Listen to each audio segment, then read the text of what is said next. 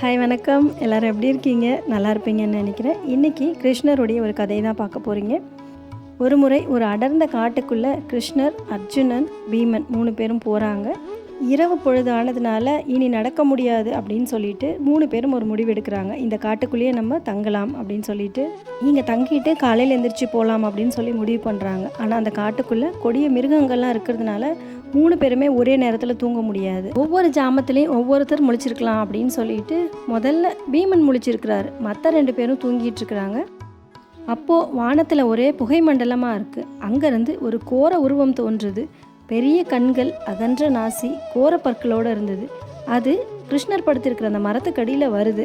பீமன் அது போகாமல் இருக்கிற மாதிரி தடுக்கிறான். ஆனால் அதுக்கு கோபம் அது சொல்லுது, நான் இவங்க 2 பேர்த்தையும் கொல்றதுக்காக தான் வந்திருக்கேன், நீ எனக்கு உதவி செய் அப்படின்னு கேட்குது. கேட்ட பீமனுக்கு ரொம்ப கோபம் அதை தாக்குறான். பீமன் அந்த உருவத்தை தாக்க அந்த உருவம் பெருசாகிட்டே போகுது. இன்னும் ஆக்ரோஷமாக அவர் சண்டை போடுறாரு. அது ஒரு பெரிய பூதமாக மாறி பீமனை பலமாக தாக்கிட்டு அந்த இடத்த விட்டு மறைஞ்சிருது. அடுத்தது 2வது ஜாமம் ஆகுது. இப்போது அர்ஜுனர் பார்த்துக்கிறாரு. பீமன் போய் தூங்க போயிட்டான்.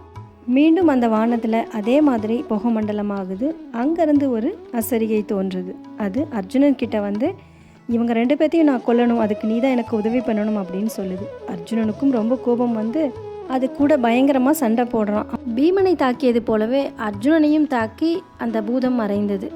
அடுத்தது 3வது ஜாமம் வருது. இப்போது ஸ்ரீகிருஷ்ணர் பார்த்துக்கணும். மற்ற 2 பேரும் தூங்குறாங்க. அதே மாதிரி வானத்தில் புகை வருது. ஒரு பெரிய பூதம் வருது. அந்த பூதத்தை பார்த்ததும் கிருஷ்ணர் சிரிக்கிறார். அந்த பூதம் கேட்குது, எதுக்கு என்னை பார்த்து சிரிக்கிற அப்படின்னு.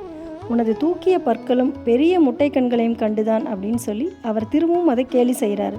அதுக்கு ரொம்ப கோபம் வருது. அது கிருஷ்ணரை தாக்க வருது. அப்போவும் அவர் புன்னகை மாறாமல் சிரிச்சுக்கிட்டே இருக்கிறாரு. கிருஷ்ணர் சிரிக்க சிரிக்க அந்த பூதத்தினுடைய உருவம் சிறிதாகிக்கிட்டே போகுது. கடைசியாக அது சின்னஞ்சிறு புழுவாக மாறி தரையில் நெளிஞ்சிட்டு இருக்குது. கிருஷ்ணர் அந்த புழுவை எடுத்து ஒரு துணியில் முடிஞ்சு வச்சுக்கிறாரு. காலையில் ஆயிடுது.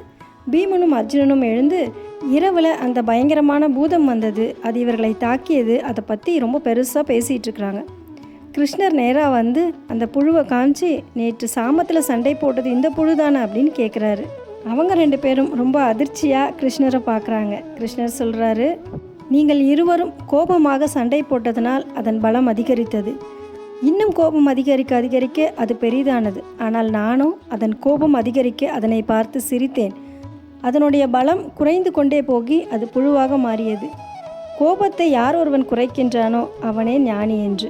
இந்த கிருஷ்ணருடைய உபதேசம் பல நேரங்களில் நம் வாழ்க்கையில் நமக்கு பொருந்தும். ஒருத்தர் நம்முடன் சண்டையிடுவதாக இருந்தால் நாமும் திரும்ப அவரிடம் சண்டையிட்டால் சண்டை பெரிதாகும். நாம் அமைதியாக போய்விட்டால் பிரச்சனை தீரும். இன்னொரு நல்ல தகவலுடன் சந்திக்கலாம். நன்றி, வணக்கம்.